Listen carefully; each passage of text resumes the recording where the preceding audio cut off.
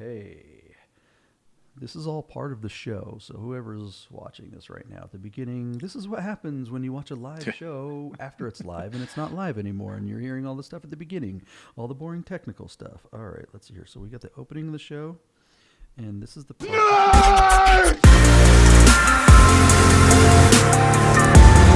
Get those nerds!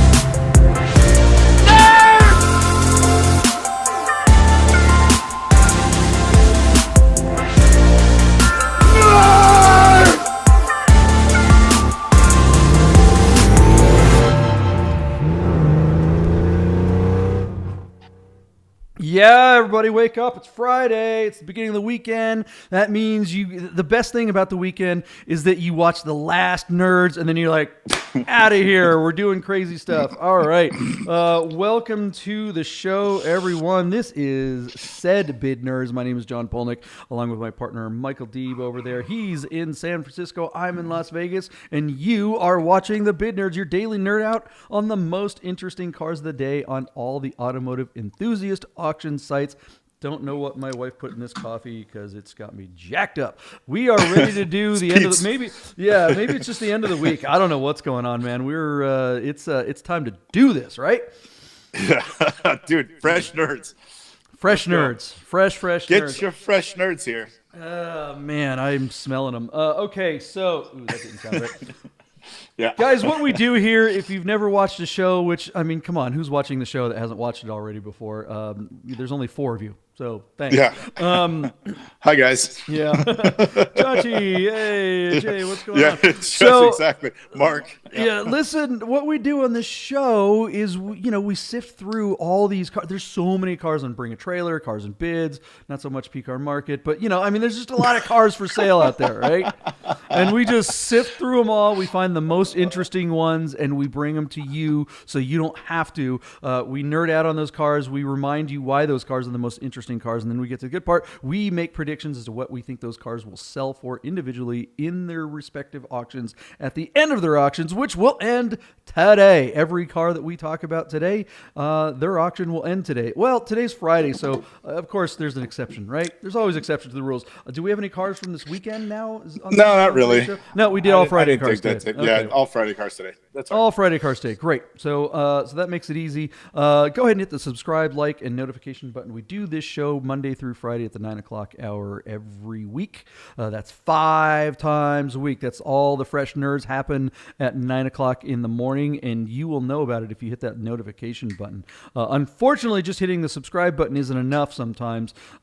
So hitting the notification button is really important. The little green light the little thing will come on and tell you, hey, fresh nerds, right now, go hit it. So do that, and let's get to what we always start out every show with, yesterday's cars. Let's look at our predictions because we like to prove how consistently wrong we are. So let's go there. We don't know what we're doing. Don't take our advice except to hit the subscribe and notification button. All right, Michael Deeb, we started out with a pretty incredible race car yesterday. That was yeah.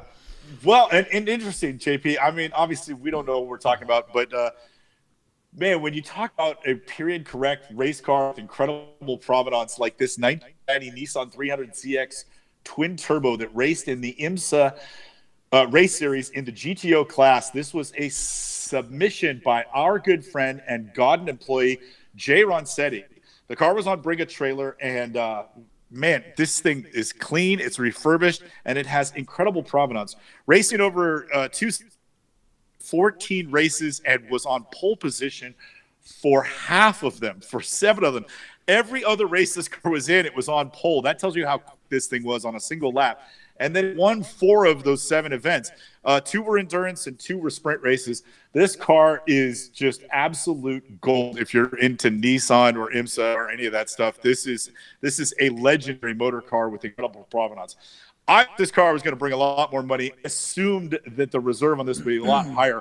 There is no little black book for old race cars. It just doesn't exist. You really just need to be in the business. I think if I worked for Spencer Tree, if I worked for Bruce Canepa, maybe I'd have a better understanding of what the value on this car. Anyway, I really thought that this car was worth $750,000 or more. I absolutely goaded you into taking the over at 800 because I was fawning all over it. The reserve was lower than I thought, and our car sold yesterday at just $545,000 with a very small spares package. And I just think that's an incredible value for what, I don't know, perhaps one day it'll be $1 million car, but I'm completely talking out of my ass, JP. How do you value race cars? You know, some are throwaways because they're really, really beat up used machinery. And we've seen in some instances that the sum is worth way more than the parts because of the car's history. Look at old racing Ferraris like GTOs that are trading for $50 million and up. It's really hard to decide. So, I mean, I'm getting super defensive here, but I still think this is a tremendous value for the provenance and the drivability of these cars. Now, at Stratus, we had an 89 of this same car, and I got take a little bit deeper dive into that car. And the guy who ran it said that it was a very difficult car to drive. That, you know, even though it's rear-wheel drive and manual or whatever, you can't just jump in this thing and go turn a hot lap. It'll scare the bejesus at you, and the car has so much power, it's constantly trying to kill you. So this is really only for the well-initiated and skilled driver. If you were the owner of this car, you'd probably pay somebody to drive it for you. So anyway, a weird investment if ever there was one, but there you go. $545,000 took this incredible car home. I think that's a steal for what it is. I don't know, JP. What do you think? You have an opinion, or am I just messing this whole thing up? I really don't know, race cars at all. Adam Carolla is the guy that I would talk to if I was going to delve into this world, and I'm definitely not. I do like the idea of buying a car with provenance that you can drive, like you said, something that can actually be used. I doubt I'm the driver quality to be able to handle this thing. I'd probably just, better off getting a merry-go-round because I'll just be spinning all the time anyway and won't kill myself on a merry-go-round. So, this car, very cool. I just want, more street cars need to have. I'm surprised on exotics that they don't have more street cars with the mirrors way up high like the old Testarossa from Miami Vice. I love that. Somebody, I guess someone got a bargain. I think so. It's amazing to say someone spent $500,000 and got a bargain. How does that work? All right, well there it is. Bring a trailer. You never know what the heck is going to happen. All right, let's look at some of the other cars from yesterday. What else did we talk about? On P-Car Market, we found a 1986 Porsche 944 with ridiculously low miles. Guards red over black is pretty standard for a 944. A base 944 is a common sight. This car only had 32,000 miles. And aside from a wheel swap to some 16-inch Boxster S wheels and a hideous red leather almost steering wheel that both made you and I gag on the show yesterday, I there's a real car under there. And this, I think, is a pretty good deal. So I said 15, JP. Believe it or not, you said 13,500. Get your advocate out because this car for $14,250. Wow. Which of us won? Wow, that's a draw, baby. It's a draw. Yeah, we were both $750 away. Isn't that crazy? That's more rare than Yahtzees on the show. Yeah. Yeah, really unusual that we had a draw on such an unusual hammer price at $14,250. By the way, the car was only bid to that amount. It wound up at P-Car's vaunted and hideous deal tank at $18,500. I used to think that was a good idea, but I really think in some cases you're inviting underbidders to stand on their wallet and then try to reason with the consignor post-sale. Here's another good example. I think this car, I don't know. I think this car should have sold. Anyway, it's sitting there at $18,500. That seems like a high price. He's going to get lowballed for the next week until he decides to give it away. So there you go on that car. If you change the wheels and put the stock steering wheel that he has back on, he probably would have gotten the number he was looking 16 for. or 17,000 that it might be worth, right? And BAT, this thing may have topped 20. I mean, we haven't seen a 944 do that yet, but this certainly seems like the quality of one that would, had it been presented correctly. P-Car Market with their solitary confinement after it fails to sell. Because let's be real, Deal Tank could be renamed as Cars Failed to Sell on our CFTS. platform that consistently fails to sell cars. Don't do it, guys. All right. 2008 Porsche Cayenne Turbo, all modded out for going off-road on Cars and Bids. Doug DeMiro got this car. Again, a really low-mile car, JP. I think this thing had like 58,000 miles on an E2.2 Cayenne Turbo.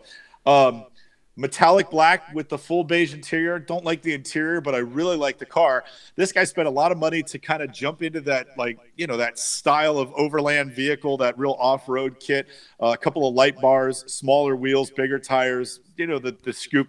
He went with a livery, but I agree with you. There is such thing as too much red, especially on a black car. While there's a lot to like here with regards to the equipment, I don't like the way it looks, and it's certainly polarizing. That being said, we have seen these cars start to bring pretty decent money. So I went 25, and I will kind of call you out and say you scoffed and said, no way, 22, you went $3,000 under me. Our car was bid to $28,008 and did not sell at that price. That's foolhardy. That's all the money for that thing. The guy should have taken the money. What are you going to do now? Yeah, I mean, strip all the stuff off of it and make it stock. A turbo Cayenne is a fantastic vehicle, especially a .2 957s. These things are just so much fun, and they really don't belong off-road. This is not the one you want a Safari. You want a Safari an S or a 6-cylinder one.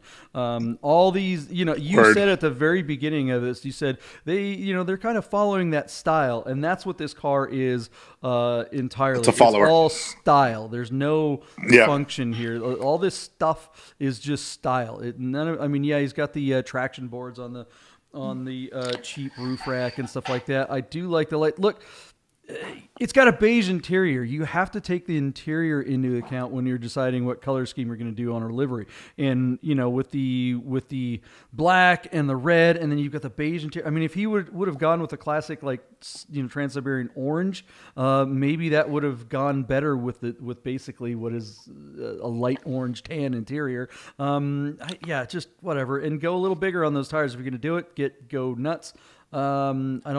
Just everything, just a lot of little misses, nothing egregiously wrong overall, but together, all these little mistakes just made for a car that's all style. And you just didn't need it. This was a really nice Cayenne turbo. Sitting there. Yeah. It was just a good car as it was. Yeah. And the project failed to reach its target because what you have there is something that's very derivative, and that's a shame. Did you say it failed to sell at 28? Yeah, it bid to 28, and where his reserve 30, 35. That's all the money.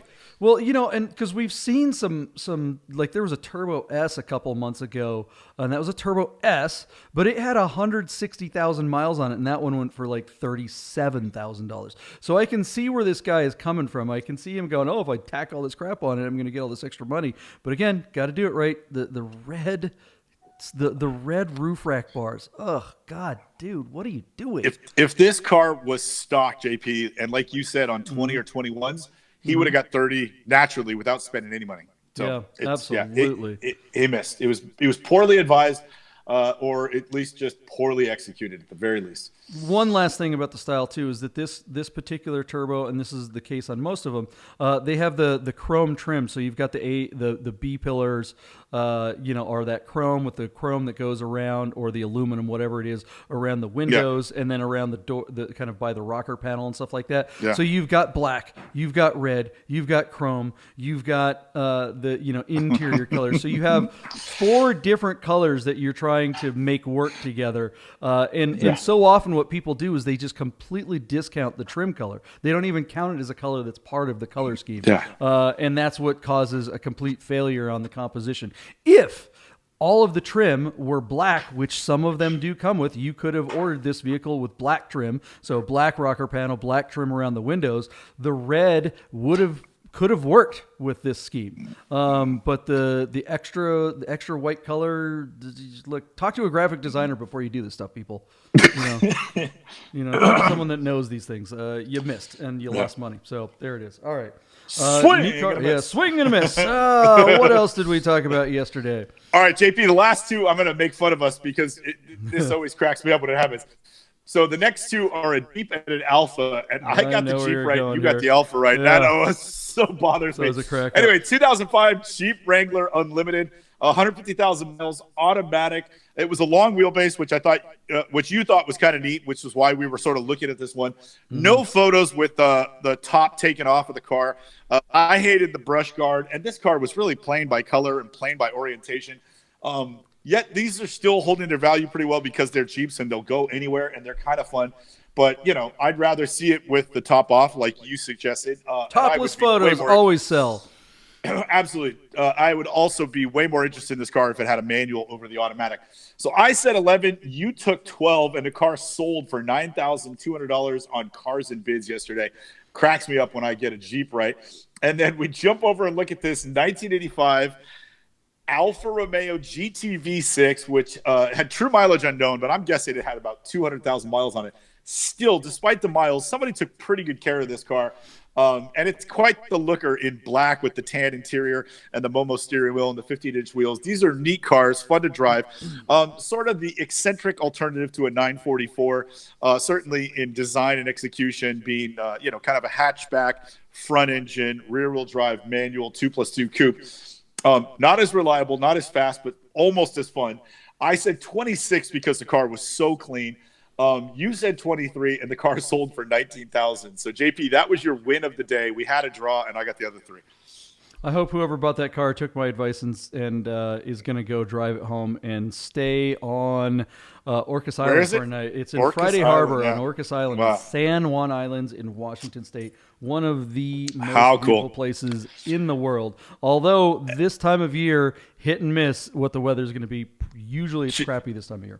JP, when they go to drive it home, are they literally driving that car onto a ferry to get to the mainland? Is that how it works? There's no way. Cool. You're. That's cool. And it's a really expensive ferry. Like there's lots of ferries in Washington State to go all over the place, but that one is, it's probably like $70 or something like that to get up there. And it's a long one, but it is a beautiful ferry ride. I mean, you're kind of weaving through islands, and you can see literally orcas and stuff like that. It's crazy up there. All right, well there it is, guys. That was yesterday's cars, and so it's time to get to today's cars, the most interesting cars of the day. We are going to go over these cars quickly and get some predictions on the books to see once again just how poor at this we were. You so yesterday. Did you dominate yesterday, or did you just how many points did you get over me? I did. I got 3 to your 1, and we had a draw. And a draw, yeah. So basically, we're getting really close here, and I might have to take you up. Pretty even. Yeah, you did say that I might be able to get an extra point for having the last 3 digits correct on a prediction. Oh, absolutely. That was a good. So I might have to call in those coins at the end of this. It's probably not going to happen. That was on the white 96 C4S. I 111,000. You said 105,993, and the car sold for 120,993. I thought that was pretty. I don't deserve extra points for being $20,000 or $15,000 off. All right, let's get to today's cars. A lot of Porsches. We were supposed to have Chris Kluhl from Overcrest today. I know. Looks like you said he was a Porsche expert. I love it. So you loaded up on the Porsches. I know. This would have been great. The Porsches. And yeah, you went hard on the Porsches. What's with all the P-car market stuff here? Ugh. Well, they have a couple. Listen, they are P-car market, and occasionally they have really cool cars, and so they're constantly going to have our attention. It would have been neat to have your buddy on, because we could have sent an invite to P-Car Market to watch the show and learn something. Yeah, because they like to do the research and the due diligence. Yeah, the due diligence. Their due research diligence. They love those terms. Okay, so here it is, guys. Let's get to the Porsches. I will say P-Car Market does always have really interesting cars. I just don't. They really do. I just don't think they sell them well. That's the problem. So their platform not nearly as good as the cars that they have on there. Okay, so let's get. Let's start with the C2 964, because I think that has just become so blue chip. And how can you not love a C2 and a 92 964 C2, no less? Because the 92s are kind of first one of the .2, right? Yeah. JP, the thing you taught me to look for are the mirrors. And so when we look at I think the 89s and the 90s, and then you'll have to educate me on the 91s, have the mirrors from the G body, and where the 92, 93, and 94s have this rounded arrow mirror, which is really pretty. And that sort of denotes that it's a .2. I think mechanically, JP, don't these revert back to a traditional gasket as they seal the engine case, where those early cars were gasketed by a solution like a paste that eventually fails and drips oil in your garage. Am I doing good so far? Yep, you got it. And then a single mass versus dual mass clutch too. So There you go. So this is a 1992 Porsche 911 C2, which means it's two-wheel drive coupe. And the reason why we call it a C2 is that when the 89 dropped, Porsche was so proud and so excited by their four-wheel drive technology that all 89 964s that were sold in the United States were four-wheel drive. They were Carrera 4s, denoting an all-wheel drive system, which was their first blush at an all-wheel drive system and not the best system in the world. But these later C2 rear-wheel drive cars are incredible. The big changes really here are underneath, where they go away from the torsion bar suspension and return to a more traditional spring and shock suspension. And of course, the big upgrade is to go to threaded and adjustable coilovers. And when you do that to a 964, you unleash heaven on earth, because these cars really do handle. There is a beautiful relationship between the weight, the steering, the power, the gearbox, and the way these cars handle. Having owned one that was very similar to this, I can tell you they are absolutely fantastic, and I long for one again. I will also tell you that as we're doing the show and you and I are scouring the want ad section of every newspaper in the country, these things are off the shelf. It's like trying to get toilet paper during a pandemic, JP. They're nowhere to be found. And so this one is offered to us out of Narberth, Pennsylvania, with just 71,000 miles showing on the odometer. This car is beautiful in Grand Prix white with a full dark blue leather interior, 5-speed manual transmission, rear-wheel drive. I don't like the 16-inch cup wheels. I would prefer the 17-inch. I think they're called Cup 2s. What else can I tell you about this car? These wheels are not cup wheels. These are called something else.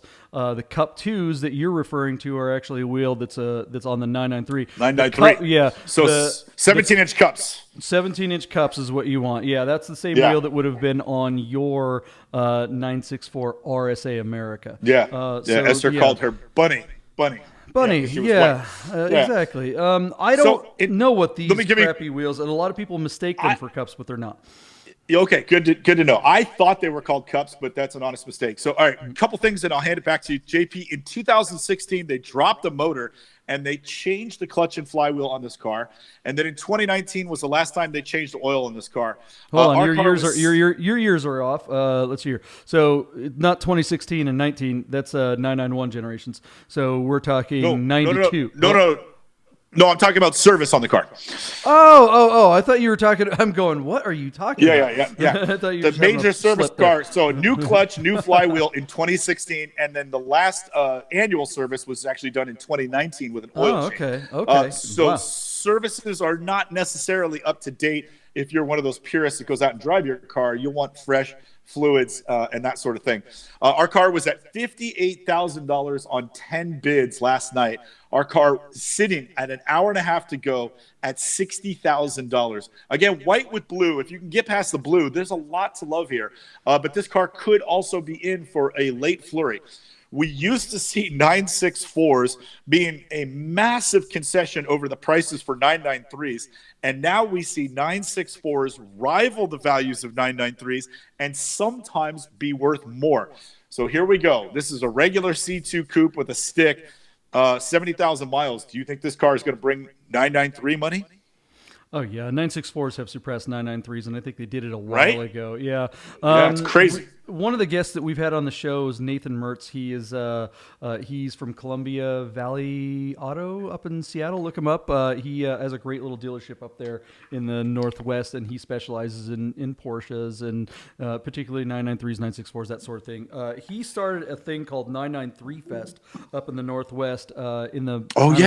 Yeah, probably I want to say like 2010 or 11 or whatever. And so we and that was back when 964s were poo-pooed, when they were the ugly stepchild. Nobody wanted a 964. Yeah. So, and all the 993 guys, we've all seen that meme with the Family Guy, the family's sitting around in their tuxes and everything, and then Meg is sitting over in the corner, and she's like, "You guys all think you're better than me," and somebody writes like Miata on her, and then every other car in the world, them, So that's basically the way 993 people's attitude was like, we're in our little tuxedo and and we have our pinky up, and we have a monocle. We have 993s. And, God bless Nathan for setting this thing up. It was such a great event. And to his credit, after 3 years of it, I remember we, driving all day. We're sitting in the hotel. It was in the Methow Valley on the river, and we're at some resort or whatever. And we're all kind of hanging out. We had a great day.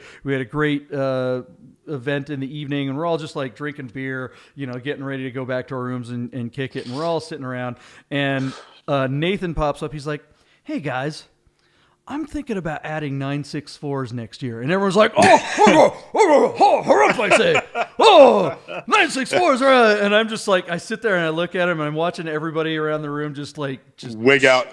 S all over his idea. And I said, yeah, I'll be the person that says, I wanted and regret not having gotten a 964 instead of my 993. And everyone's like, I swear to God, it was like a horror movie. Blood vessels just burst and splurting. It was like, the red wedding at our little gathering. Yeah. And the thing is, Nathan was, the red wedding.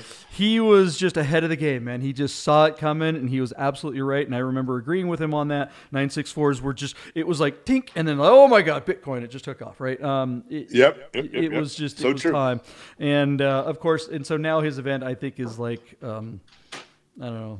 I don't even know what he called it. He didn't come up with a good name for this with the updated version of it. But still, 993s and 964s basically get out there and run around and have a great time. And yeah, I think it wasn't long after that the 964 basically surpassed 993s in values. Pretty handy. Wow.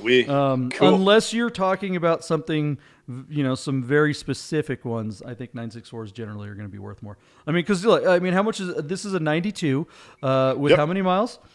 71,000. 71,000 miles, a 92 71,000 stick C2 with a great color combination. I mean, white on the what is that, dark blue or whatever. Yeah, it's kind of like your Porsche Road Trip 993 C4S. Yeah. Do you remember that car you put the miles on? It's that colorway. Yeah. This car has a rear wiper, which I don't know how to explain it to you, JP. I kind of think the rear wiper is cool. Am I the only one? I like it. I think it's great. I do. Because the thing about this, the 964, one of the, it was such a huge. Looking at them now, it's like, oh, okay, these are just a great way. It's a great kind of design style in between the old one and the 993. It's an obvious evolutionary step. But back then, this was like, oh my gosh, technology in a 911 and an air-cooled car. You've got these bumpers and ABS and all these things, and that cool wiper on the back. It just added to all the techness of this car. This thing looked like a spaceship back then. Right. And so for it to have that thing, I think absolutely that's a cool thing. Some of the purists would be like, oh, it's not lightweight. Well, they'd get a nice. I love it. Spend 3 times as much. The question is how much does this thing go for? And more to the point, a 95 993 in the exact same colorway and miles, do we think, which one do we think would bring more? And I'm going to say the 964 without a doubt. The 964, if it had better wheels, this particular 964, if it had the cups that you suggested, the standard 17-inch cups, this thing would just pop. I mean, and white is one of the most popular colors in one of these. At $60,000 where it's sitting right now, where's it going to go? All right, JP, here's my take, and don't get mad at me. I think if this car had black interior, it would bring $85,000. But because it's blue, I think that holds it back a smidge, and I'm going to say $78,000. I think you can pull this car for less than $80,000 because of the full blue interior. It's the blue dash and the blue steering wheel that wreck it, not necessarily the seats, but the fact that the whole interior is blue. It's like being in the belly of a Smurf or something.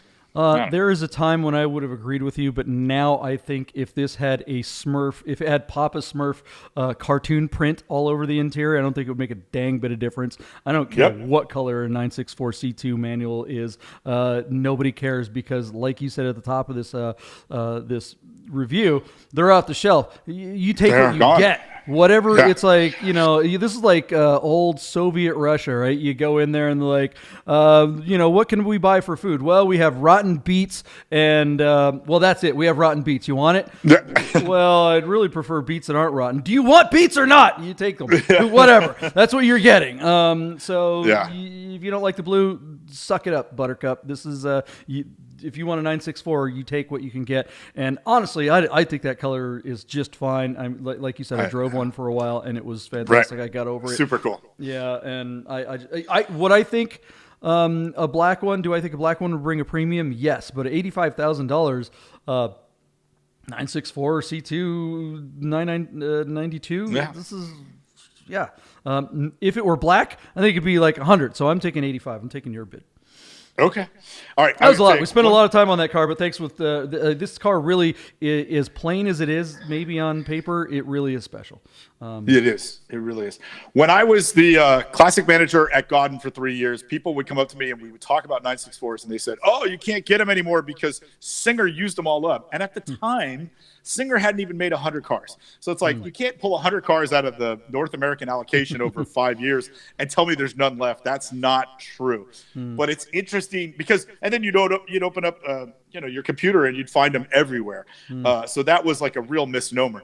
But now you just can't see them anymore. There's convertibles out there and then turbos that are unaffordable. But try finding a C2 or C4 Coupe with a manual. It's very difficult to find. So this car, your bid is really safe at 85. So well done.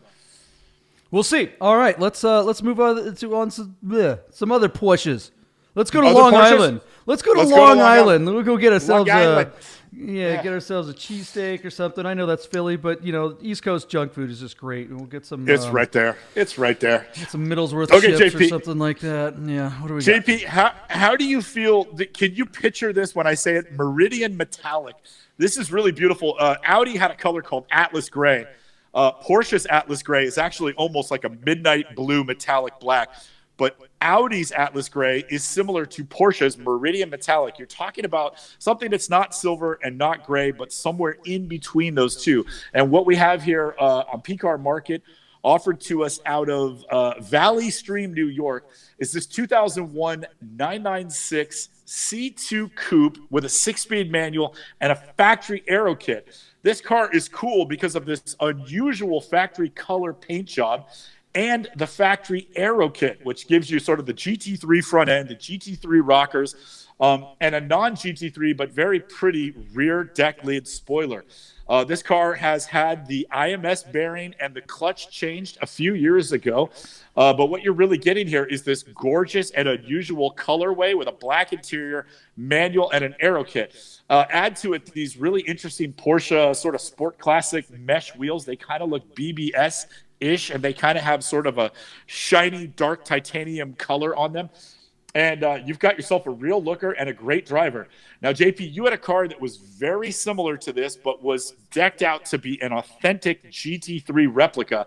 This car doesn't pretend to be a GT3, but is, in fact, an authentic aero kit car, including the tacos that you would only find on Dot Ones that came in 99, 2000, and 2001. The aero kit on 2s, 3s, and 4s would have been a little different than this.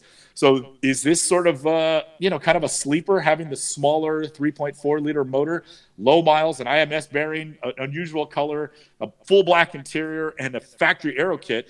There's a lot to like here. But based on your experience, we would suggest that this car is fail to meet its real retail value on PCAR Market, because 996s have not really done well here.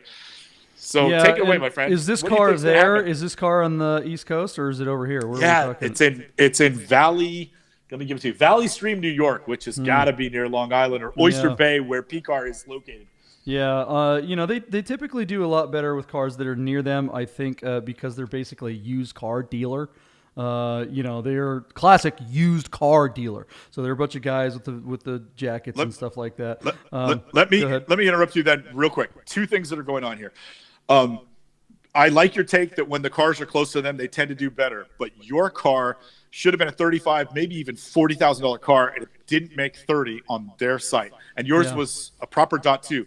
This Dot 1 with 39,000 miles and an IMS being addressed, factory aero kit, unusual color, is sitting at $12,000 with 2 hours to go. That is a crazy low price. I don't care what you say. That's ridiculous. That's way undervalued for what it is. It's going to have to double to get to where it's even remotely worth. This is definitely a high 20s car, and in today's market, I mean, if this is on BAT, this is definitely a mid 30s car. $30,000 car. Yeah, easily. And then one last thing, JP, I want to give you this. He took it in. It's got the seller reports there's an issue with the rear crankshaft bearing. So he went in and got it diagnosed, and they're telling him that's what it needs, but he hasn't addressed it. It's like, dude, wake up. Like, if you don't do that, you're giving yourself an out. If you address it, then you're saying, okay, this car is technically and mechanically, it's fine and reliable. I've just had it serviced, and you're good to go. But when you're like, oh, my mechanic thinks it's this rear crankshaft bearing, that's all you need to do. You're leaving yourself an out that you think that's what the problem is, but there might be something more wrong with the car. And I think that is going to absolutely hold him back. Now, if that's why it's only sitting at $12,000, that's very interesting, because this guy's basically shot himself in the foot by not spending the $800 to $1,600 it takes to fix that thing. And then have it addressed and get his $25,000 to $30,000 on P-Car, or take it to a better platform and get even more for it. This is just grossly irresponsible, and I think that's the take here. What do you think? Wait, so are they saying that the crankshaft bearing itself is failing, or the seal? Yeah. That it needs an issue with the rear crankshaft. It's let me read it to you again, JP. He says that there's a vibration at 3,500 RPM, and it needs to be handled. So what in the hell are they doing advertising this car? Approximately 6 months ago, a vibration was noticed in the engine, which has been identified as a faulty rear crankshaft bearing. The vibration is said to occur above 3,500 RPM, and the bearing, crankshaft, or engine may be in need of replacement. The bearing, crankshaft, or engine. That's just that is this thing. You're out. Nobody's buying this. How is this at even at $12,000? This is how is it on their car. Yeah. Why? So okay. So here's what's going on with P-Car Market, and this is so, gosh darn you guys, P-Car Market. Yeah. We know you send your interns to watch our show. What in the F are you doing? They are so, like, when you reach out to them and say, hey, I want to advertise my car, they are like, all right, let's get the pictures tomorrow. Okay, they want to get they want to get the car to market so fast. They don't care about quality of pictures. They say they do. They go on, they'll have an intern say, oh, we have our art department. It's like they don't know what the hell they're talking about. They have no idea what to do when it comes to photography. And they just want to rush cars to market so they can get their commissions, and that's all they care about. They don't care about you. They don't care about the car. They just want you to get it up there and get it for sale. They'll let you do a high reserve because they know, like you said earlier in the show, the car will wind up in solitary confinement, the fail to sell place, also known as the deal tank, where they can send a bunch of used car salespeople to reach out to the bidders and use used car salespeople tactics to get them to buy the car after the car fails to sell. This car has no business being for sale at all. This is a parts car. A crank. I mean, are you out of your mind, P-Car Market? Why would you advertise this car? And by all accounts, this should be, okay. And forget P-Car Market for a second. 996.1s. This is a problem with these. And the 3.4 is not a big enough engine. The engine was not developed quite well enough by the time. That's why they bumped up to 3.6. They realized it was too small an engine for the platform. This is why you kind of avoid .1s. And I like them. I think this car is beautiful, and one that's sorted out would be great, but it's not uncommon for you to see low mile engine failures, especially since they probably, go ahead. While you started talking, I jumped over to eBay, and .1 and .2 rebuilt motors that have about a 1-year warranty for the 996 are worth about $13,000. And that's just a motor that's strapped to a pallet. You have to ship it and install it. And that's going to cost you, good God, JP, easily another $4,000 to $7,000, right, to have all that work done. And if you're doing that, get a built 3.6 and just go nuts with it, because now this car. Then and there's 3.6s with 320 horsepower sitting here at $12,000, $13,000. But the value of this car is maxed out at where it's sitting right now, which is $12,000 with 2 hours to go. So this is just a weird car. Something to mention too for those of you thinking of doing stuff like that. The engine swaps on these, so what year is this one? This is a 2001, or is it a 99? Yep. It's an 01. Okay, so an 01, I believe, and you're going to have to do your own research on this, but I believe you can swap a 3.6 in this without any problem, without any computer problem. But you cannot put a 3.6 in a 99 or maybe even a 2000 because the computer changed in there and they won't match up. Right. So there are a lot of little pitfalls on engine size changes and years and stuff like that. And these cars were way overly complex. Okay, yeah. So this thing is dead on arrival. Where do you think it's going to land? Now that we've really dug even deeper on this, JP, I don't see how it goes any further. That being said, P-Car Market's audience usually pretty educated. Again, finished with like a new 3.4 or a new 3.6. This is still a $30,000 car. So I'd say you're safe for another $2,000. I'm going to go $14,000 as my final bid. Yeah, I'm scared for the poor person that wanders on this auction late. There are lots of people that don't watch Bid Nerds in the morning and just, every now and then peruse the auctions, right? I mean, you turn on the auction site, what's P-Car Market got today? And you see this ad in the last 5 minutes. You're like, oh my gosh, this is a great value. 36,000 miles. You skim over it and you don't pay attention. And some poor jerk buys this thing for $16,900, which is my bid. And they are just asking for ruin.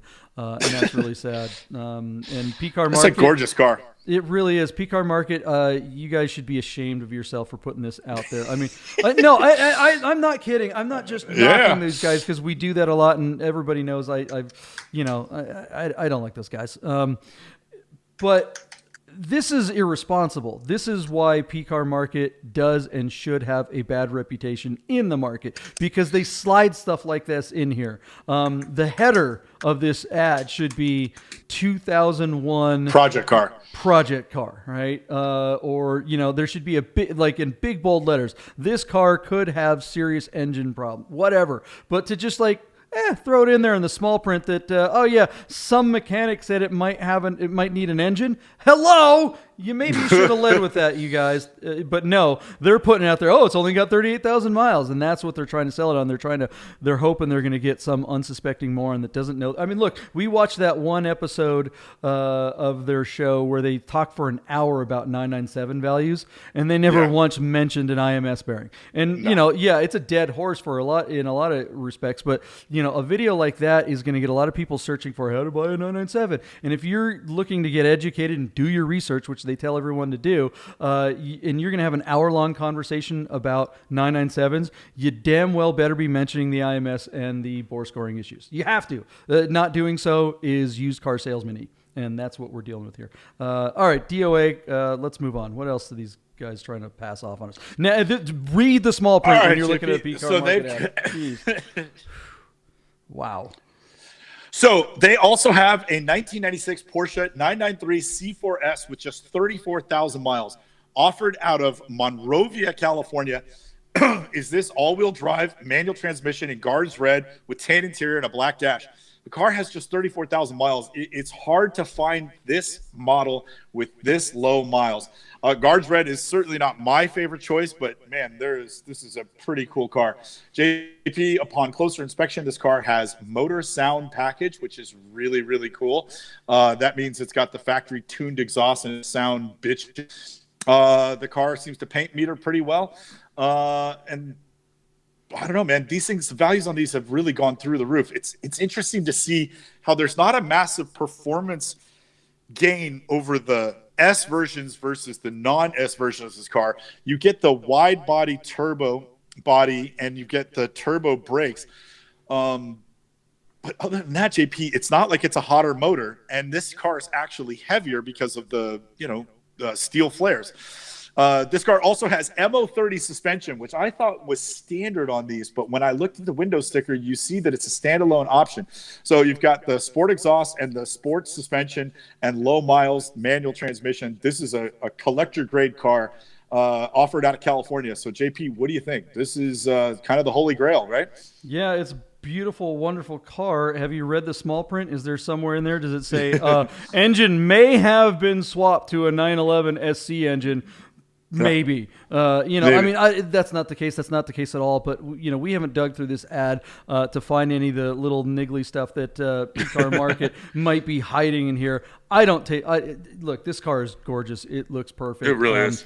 And it's kind of like the objection to things like RWBs, where they put all the big fenders and all the crazy race stuff on it, but they don't update the power to go with it. You really wish Porsche had done something to give these a little bit more poop to kind of go with the gnarlier look of the car. But I mean, your M491 Carrera, your 84, doesn't have any more power than a normal one would either, and you get that thing to go quite well. This car is not lacking for performance, although anyone who's driven a 993 and owned one and also driven modern cars, you're always in the back of the head, you're going, God, I wish this thing had a little bit more power. I mean, that's just an air-cooled thing. So that's why you have to learn to drive to get it to go. And the 4S is just one of the greatest driving cars of all time. Like you said, this is what I drove on Porsche Road Trip. Available, you can watch on demand Porsche Road Trip on Pluto TV on the Chassis Network. Right now, go binge watch all 8 episodes. The premiere's on the 28th, broadcast premiere.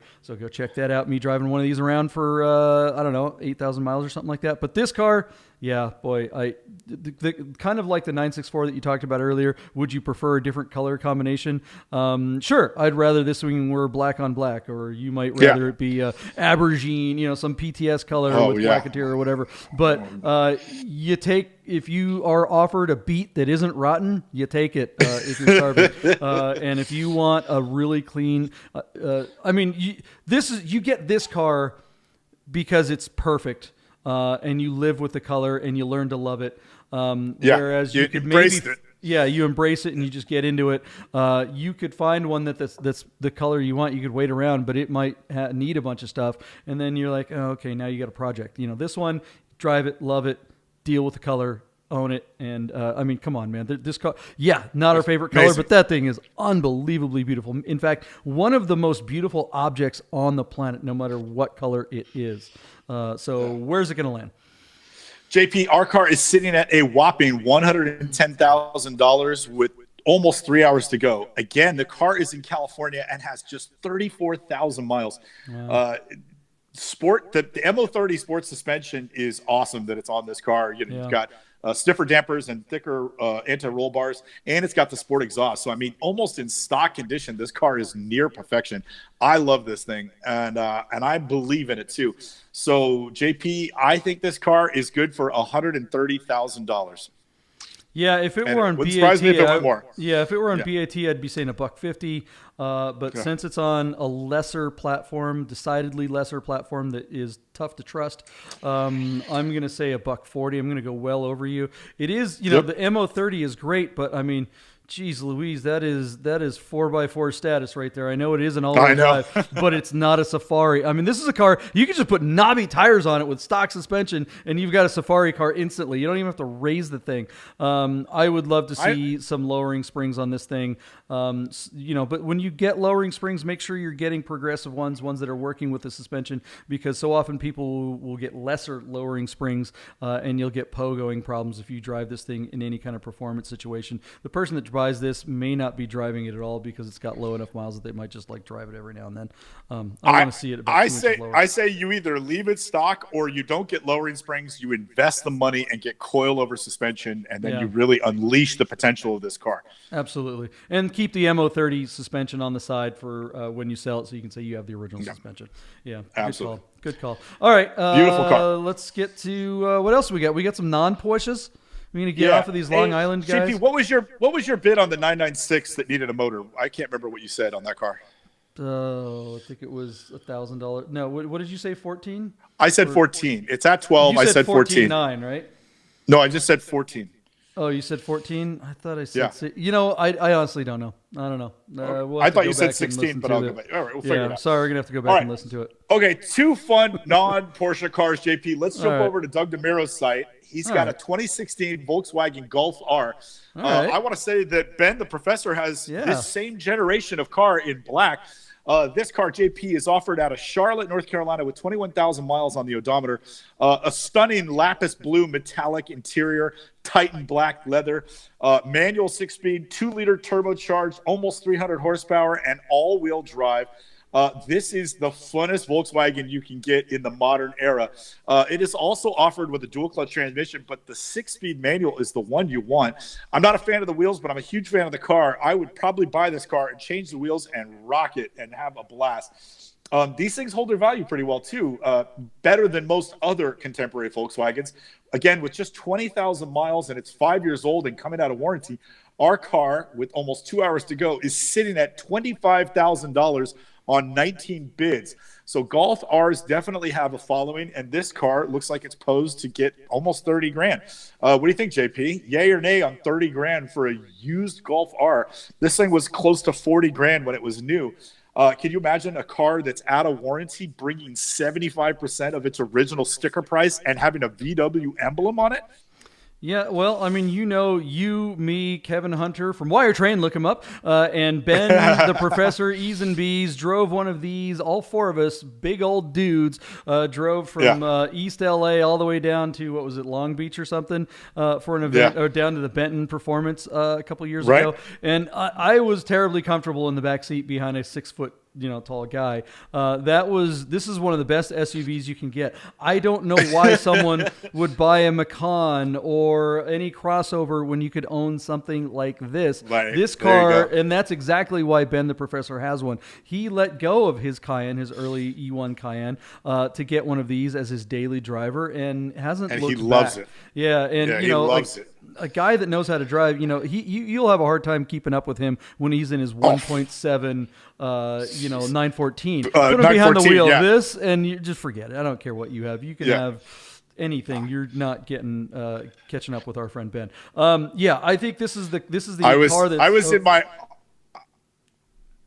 we were on a wet, rainy day, and we went up to the Crest for breakfast. JP, you brought me out there, and we had coffee and sat, and we're going to Newcomb's, and he was leading, and I could tell that he was driving just a little bit faster than I could drive. Like, he was just pacing us from the front. I mean, he was, so smooth in that car. It's like completely unfair. It's pretty ridiculous. This car is keeping Volkswagen relevant. I think Volkswagen, frankly, has lost its way. My very good friend Matthew Welch from Auburn Volkswagen up in Seattle. Shout out to him. We shot a commercial. What's up, Matthew? For him. Hey, buddy. He is one of the greatest guys in the car business, but he's not in the car business. He's in the people business.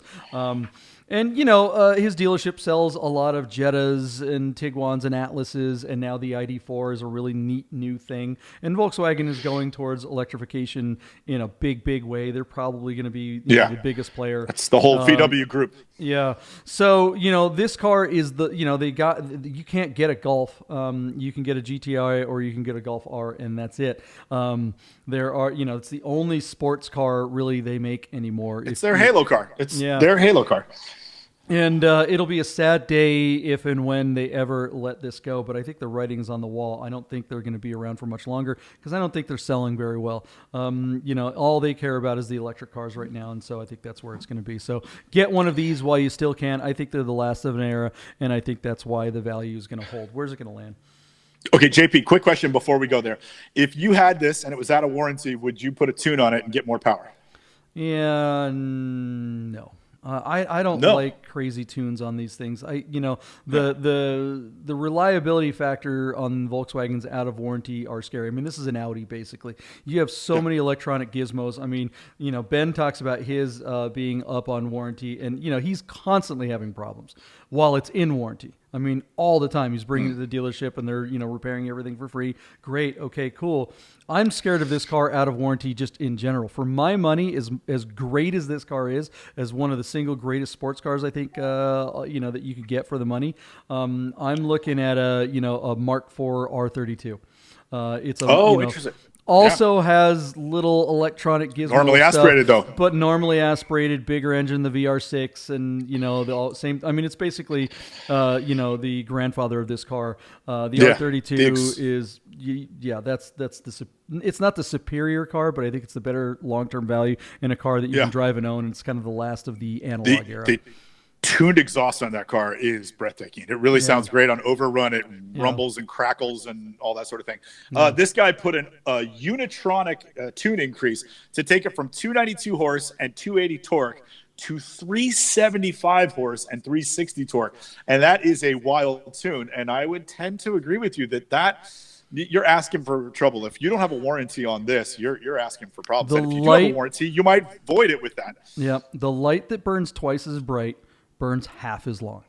There you go. If you ring this thing for all its power, you're gonna get it, but for half the amount of time. So if you're cool with rebuilding this thing in Nope. short order, then yeah, do that. See how that works out for you.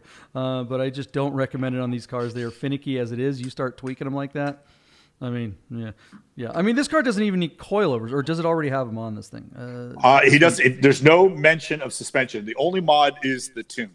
The only thing I would do this car, and I don't even know if I'd bother, is put spacers on the rear wheels. I mean, that's the beauty of this car. Is out of the box, it is ready to go, and you're gonna have a great time and be able to just own people on back roads, own people in cars that are worth 4 or 5 times as much. That's so true. Yeah. All right, JP, I'll give you $29,000 for it. On this platform, boy, where's it at now? 25. 25. And it's got 1 hour and 36 minutes to go. How many miles? Low, 21,000. Yeah, I'm gonna go the under. You said 29. Yeah. Oh, I go 28 and a half. Okay. All right. The 28 and a half. Okay. 28.5. I was like sitting here going, do I got 5 you over like or my 500? I like your bid a lot. I think that's right. Because I just don't think it breaks 30. And I think with that mileage, if it was stock, if it didn't have the tune on it, I think it would break 30. I actually think the tune hurts it because I think the smart guy recognizes your analogy that the brighter light burns half as long. So, and that's, this guy's clearly gone out and wrenched on it because he needed to squeeze another almost 100 horsepower out of it. And we're also talking about platform, bunch of young guys that don't have the money, so they need to get a loan. Don't know how many people watching this platform have the available cash immediately. Not that they can't afford. I found a car. Right. It's not that they can't afford to buy the car, but they're just not prepared to buy the car. There's a difference, right? If you could easily say, oh yeah, $30,000 car. I have a good job, but I don't have $30,000, so I just need to go down to the credit union and apply for a loan. It takes 24 hours. Boom, you're done. Yeah. Maybe even less, right? But on a car that's on an auction, you don't know if you're going to get it. You're going to bid on it, and then there's the variable. That takes half the audience of cars and bids out of the game.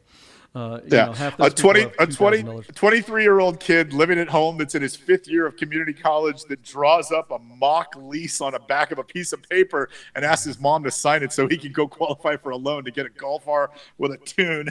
Yeah. I spent all my money on frosted tips. Okay. Yeah. And vape. Vape. Yeah. Oof, yeah. This car definitely comes with that. Okay. Last car of the day. Last car of the week. Our favorite platform out there. Oh my golly. Look at this goofball of a machine. JP, holy cow. If the JP, fans are rocking, don't come a knocking. I was hoping one of the guys would come on and help us review this car, but sadly we didn't get anybody, not even from Rad. But this thing is just gold. A 1991 GMC Safari GT with period correct, like rockers and cladding and gold stripes and an aftermarket 15-inch deep dish Boyd Coddington wheels. This thing is JP, this is kind of like the A-Team is the most highly watched TV program, so we're gonna make a car that is the home version of it. This thing is really cool. The big windows, I think, are why they call it a Safari. The idea being that you could ride as a passenger, be in a captain's chair, and look out the windows and see up at the top of the tree canopy. Although I don't know that any one of these ever spent any time off-road, this looks like an urban assault vehicle to me. At least on one side, JP, it's really funny. It looks like a 2-door coupe van. It's so weird to see a van that doesn't have doors on both sides. This clearly predates the onslaught of the proliferation of SUVs. This is when naive American car makers thought that there was a future for vans, and they obviously spent some money with the bean counters trying to create one that ticked all the right boxes. Somebody took this one, preserved it really well, and put some period correct aftermarket stuff on there. And now we see this car that reminds you of an era, a bygone era that, believe it or not, JP, this is 30 years ago, which is just crazy to imagine.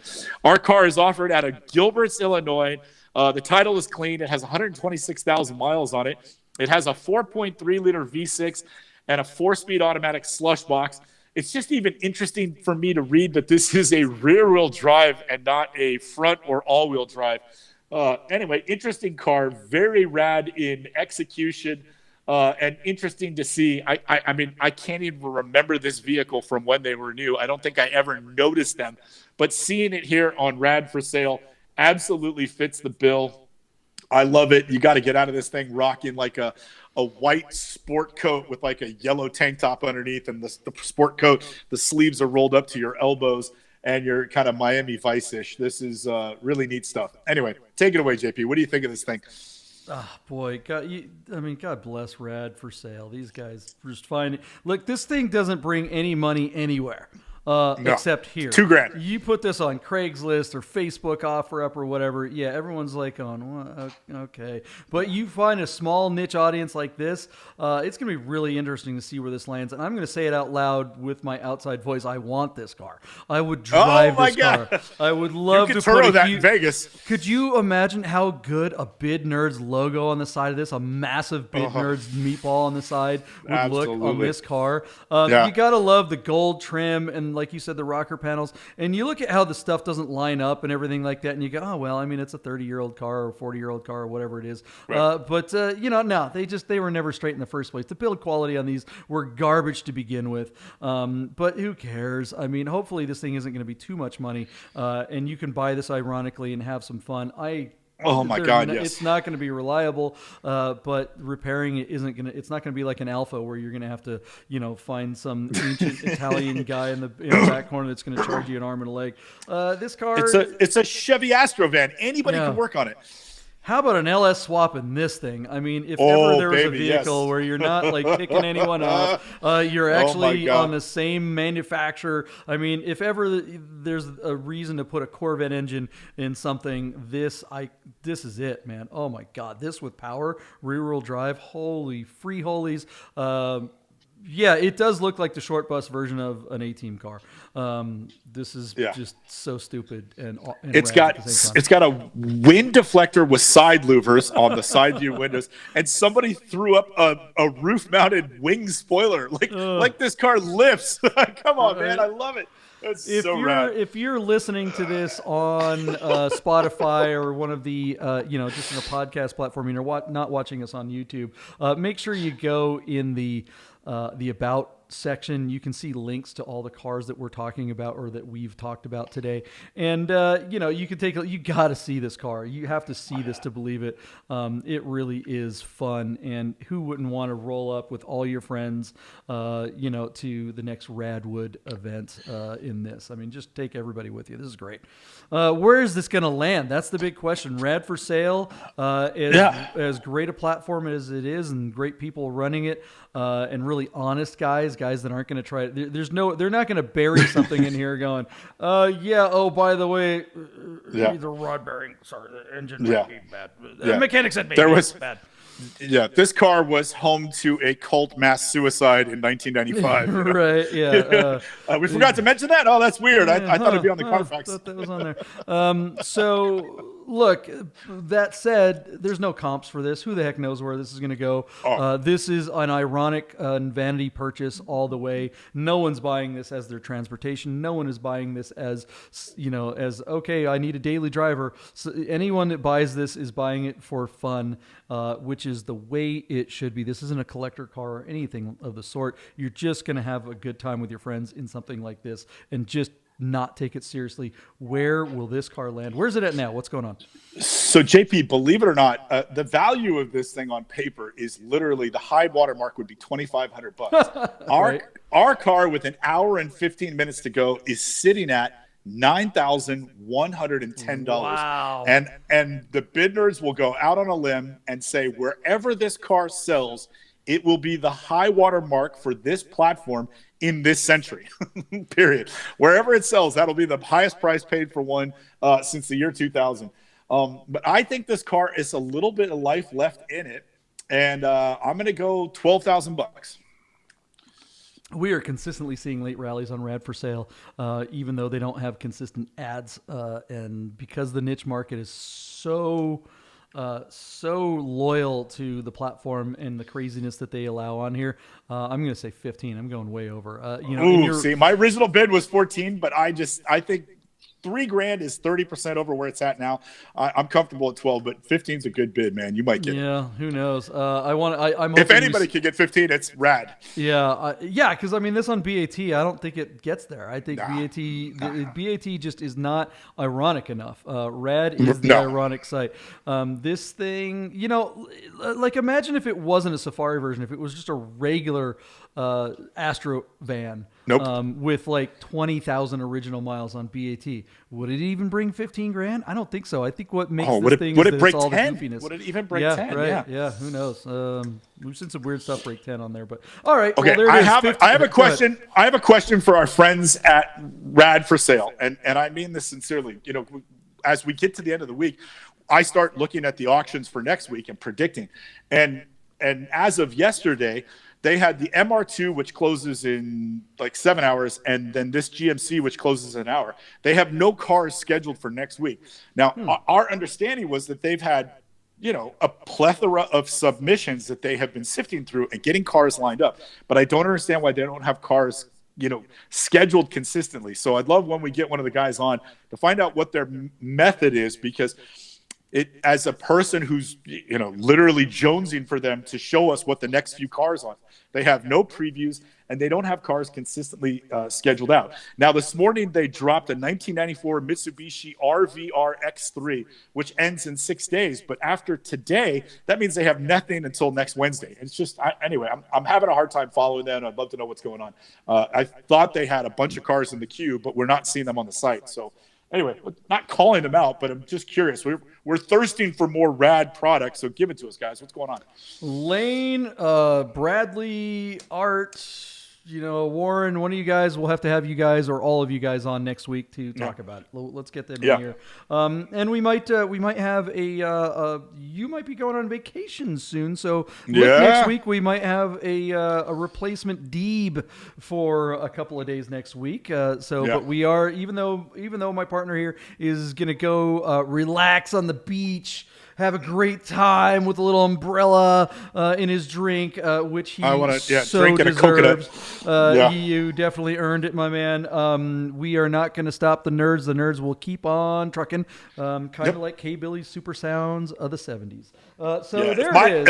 If my island has Wi-Fi, I'll do my I'll play myself one day or two. You gotta do one episode from the sand. That'd be fun, or at least by the pool or something like that. All right, we better see palm trees next week.